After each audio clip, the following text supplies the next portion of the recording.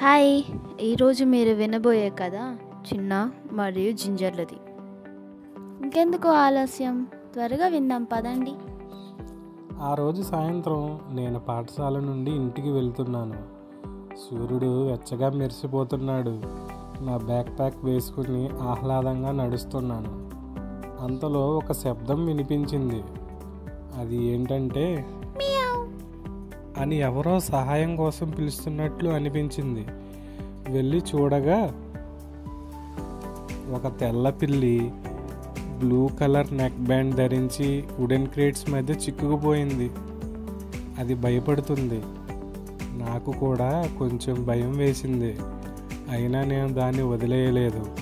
నేను జాగ్రత్తగా క్రేట్లు కదిలించాను.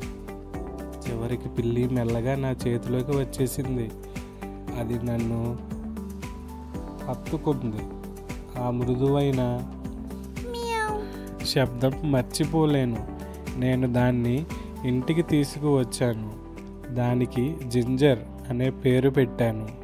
అప్పటి నుండి అది నా బెస్ట్ ఫ్రెండ్. ఎవరో చూడనప్పుడు కొన్నిసార్లు మనం హీరో అవుతాం. ఆ రోజు నేను పిల్లిని కాపాడాను. ఇప్పుడు అది నన్నే కాపాడుతుంది. ఏకాంతంలో, ఒంటరితనంలో, ప్రతిరోజు సంతోషంలో. Make sure to like, share, and subscribe to our channel 118.